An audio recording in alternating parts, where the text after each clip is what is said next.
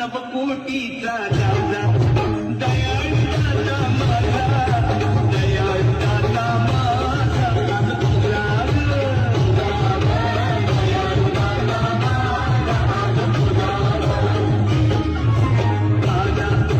नवकोटीचा राजा आणि ते बोलायचे डॉक्टर बाबासाहेब आंबेडकरांचा